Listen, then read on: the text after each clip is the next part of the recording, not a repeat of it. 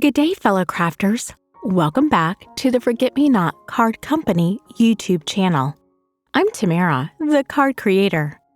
If you love handmade greeting cards, unique design ideas, and fun crafting tutorials, you're in the right place.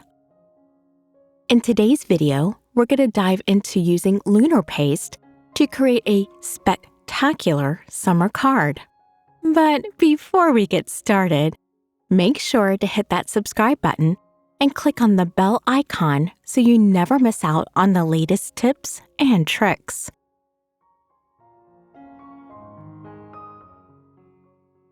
First, take your pixie spray and apply it to the back of the sun stencil from A Colorful Life called Biddy Rays. Once the stencil is evenly coated, secure it onto a piece of yellow cardstock.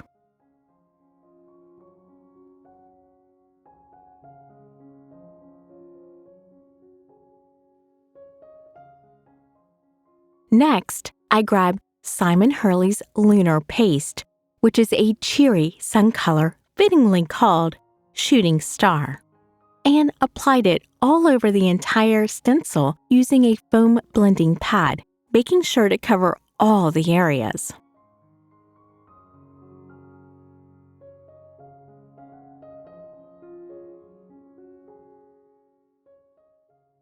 Allow the paste to sit for about 5 seconds before carefully removing the stencil from the cardstock. And here's a key tip. Always immediately wash your stencils when using these types of paste. They harden quickly and can become almost like concrete, making your stencil nearly unusable in the future. Ask me how I know. This is why you see me thoroughly cleaning my work surface. The next stage was to create the focal image. For this, I used Concord & Ninth's Bright Eyes die set, which makes a pair of sunglasses. These reminded me of Ray-Ban glasses, which everyone had to have when I was in high school. I started by cutting the ear pieces out of glossy black cardstock from Erin Lee. Off camera, I cut the frame out of red cardstock and the lenses from mirrored cardstock from my stash. I'm going to line these up and then adhere them together with Barely Art's liquid glue. This goes together easily due to the die's design, and the glue dries quickly.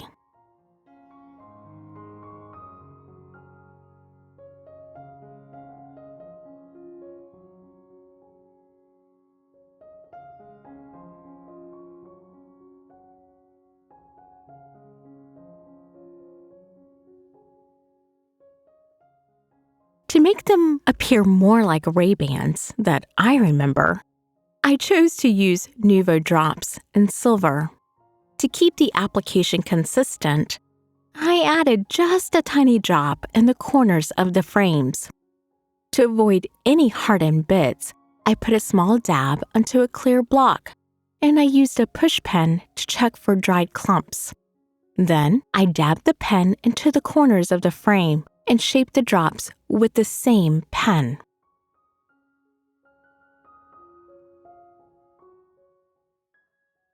Next, I created the sentiment using the Concord & Ninth Bright Eyes stamp set.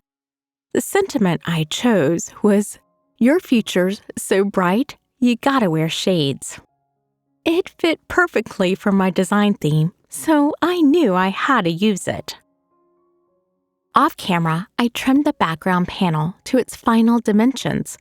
This was designed for an A2 card, which measures 4 1/4 by 5 1/2 inches.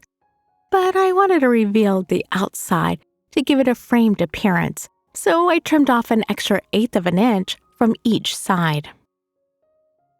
Before stamping the sentiment, I aligned everything to see how the fit of the sentiment would look on the card. Then, I used my Misty stamping tool to align the background panel and the sentiment stamp precisely.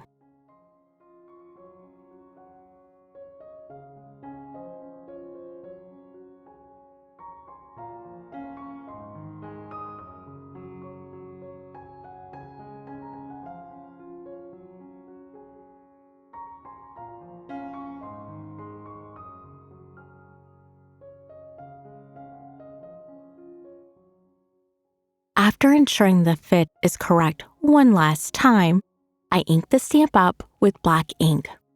Using even pressure, I stamp the image.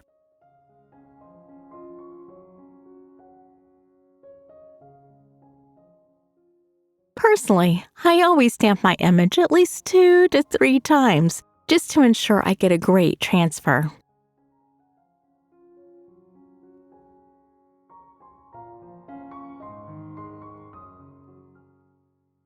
We're reaching the final stage of our card creation, assembly. But first, I always add my maker's mark. I encourage you to consider this step, whether you're selling your cards or giving them away to friends and family. It's more than just a signature. It's a symbol of craftsmanship, and the identity adds a personal touch to each creation. I had my logo made into a stamp and used forget-me-not blue ink, of course, to stamp onto the back of the card base. Next, I applied the background panel to the card using Barely Art's liquid glue, ensuring a bond.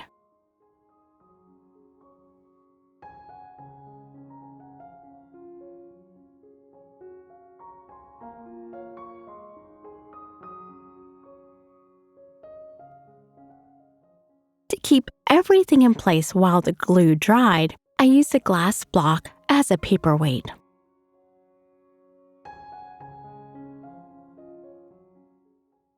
Once the background panel was set, I carefully adhered the sunglasses into place using more liquid glue.